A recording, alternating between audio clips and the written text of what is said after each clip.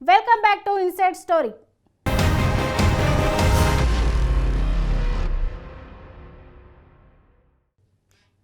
Mega brother Nagababu lucky chance కొట్టేశారు.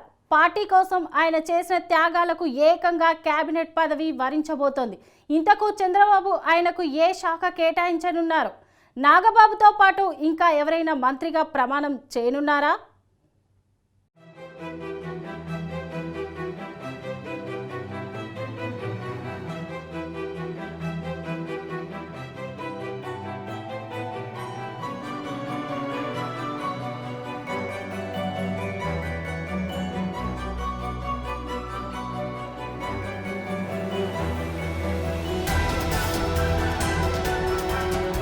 పవన్ కళ్యాణ్ సినిమాలో ఒక డైలాగ్ ఉంటుంది, ఎక్కడ నెగ్గాలో కాదు ఎక్కడ తగ్గాలో ఆయనకు బాగా తెలుసని. ఇప్పుడు ఈ డైలాగ్ పవన్ కళ్యాణ్ కు కాదు గాని నాగబాబుకు బాగా సెట్ అవుతుందనిపిస్తోంది. జనసేన అధినేత పవన్ కళ్యాణ్ అన్నగా మొదటినుంచి అతనికి తోడుగా ఉన్న నాగబాబు చాలాసార్లు పార్టీ నిర్ణయాలకు తలొగ్గాడు. అనేక పర్యాయాలు గోల్డెన్ ఛాన్స్ మిస్ చేసుకున్న నాగబాబు ఇప్పుడు అంతకు మించిన లక్కీ ఛాన్స్ కొట్టేశాడు. ఏపీ అసెంబ్లీ ఎన్నికల ముందు కూటమి ఏర్పడింది. టీడీపీ, జనసేన, బీజేపీ పార్టీలు పొత్తుల్లో భాగంగా అనేక సీట్లను ఆచితూచి ఎంపిక చేసుకున్నాయి. ఈ క్రమంలో జనసేన తరపున అనకాపల్లి ఎంపీగా పోటీ చేయాలని నాగబాబు భావించారు. ఇందుకు సంబంధించిన గ్రౌండ్ వర్క్ కూడా చేసుకున్నారు. అయితే చివరి నిమిషంలో ఆ స్థానాన్ని బీజేపీ కోరడంతో నాగబాబు సీటును త్యాగం చేయక తప్పలేదు. అనకాపల్లి నుంచి బీజేపీ తరపున సీఎం రమేష్ పోటీ చేసి భారీ మెజారిటీతో గెలిచారు.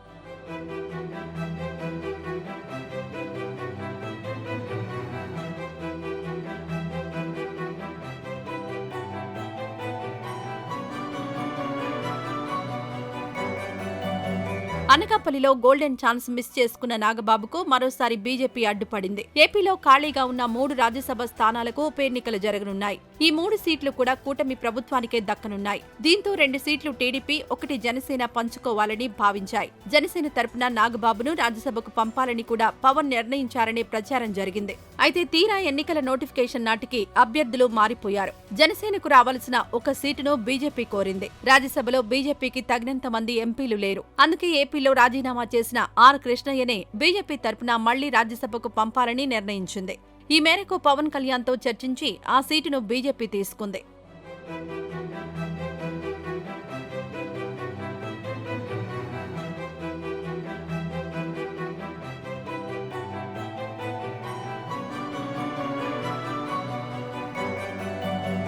రాజ్యసభ స్థానం కూడా మరోసారి బీజేపీ కోసం నాగబాబు త్యాగం చేయాల్సి వచ్చింది. అయితే నాగబాబుకు రాజ్యసభ స్థానం దక్కుతుందని జనసేన వర్గాలు ఆశలు పెట్టుకున్నాయి. కానీ బీజేపీ కోసం ఆ సీటు త్యాగం చేయడంతో పార్టీ శ్రేణులు నిరాశ చెందాయి. మరోవైపు పవన్ కళ్యాణ్ కూడా ఈ విషయంలో కాస్త అసంతృప్తితో ఉన్నట్లు తెలిసింది. ఈ క్రమంలో బీజేపీ పెద్దలు నేరుగా చంద్రబాబుతో మాట్లాడినట్లు తెలిసింది. నాగబాబుకు ఏపీ మంత్రివర్గంలో చోటు కల్పించాలని వారు చేసిన ప్రతిపాదనకు చంద్రబాబు ఓకే చెప్పారు. వాస్తవానికి చంద్రబాబు మంత్రివర్గ విస్తరణ ఇప్పట్లో చేస్తారని ఎవరూ ఊహించలేదు. పల్నాడు ప్రాంతం నుంచి ఒక్కరికి కూడా కేబినెట్ లో చోటు లేదు.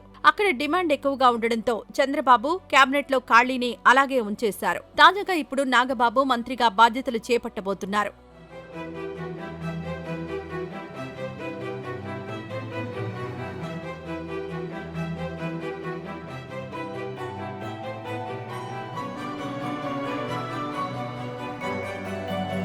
చంద్రబాబు కేబినెట్ లోకి ప్రస్తుతం నాగబాబును మాత్రమే తీసుకునే అవకాశాలున్నాయి. టీడీపీలో చాలా మంది ఆశావహులున్నారు. కానీ ఇప్పుడు ఆ తేనెతుట్టను చంద్రబాబు కదిలించాలని భావించడం లేదట. నాగబాబు ప్రమాణ స్వీకారం కూడా కొద్ది మంది సమక్షంలోనే పూర్తి చేసే అవకాశం ఉందట. చంద్రబాబు, ఆయన మంత్రివర్గం, నాగబాబు కుటుంబ సభ్యులు, కొద్దిమంది జనసేన నాయకుల మధ్య రాజ్భవన్లో ఈ కార్యక్రమం నిర్వహించనున్నట్లు తెలుస్తోంది.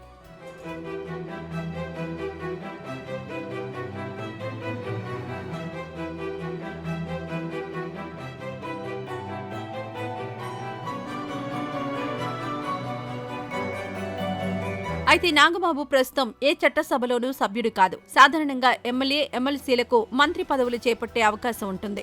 ఒకవేళ సామాన్య వ్యక్తి మంత్రి పదవి చేపడితే 6 నెలల్లోగా ఏదో ఒక చట్టసభకు ఎన్నికవ్వాల్సి ఉంటుంది. నాగబాబు ఇప్పుడు మంత్రిగా ప్రమాణం చేసిన 6 నెలల్లో ఎమ్మెల్సీగా ఎన్నికయ్యే అవకాశం ఉంది. ఇప్పటికే వైసీపీకి చెందిన 4 ఎమ్మెల్సీలు రాజీనామా చేశారు. ప్రస్తుతం వీరి రాజీనామాలు మండలి చైర్మన్ వద్ద పెండింగ్ లో ఉన్నాయి. అలాగే మరికొందరు సభ్యులు వచ్చే ఏడాది మార్చిలో పదవీ విరమణ చేయనున్నారు. ఈ సీట్లన్నీ కూటమి పార్టీలకే దక్కనున్నాయి. కాబట్టి 6 నెలల్లోగా నాగబాబు ఎమ్మెల్సీ అవడానికి ఎలాంటి అడ్డంకులు లేవు.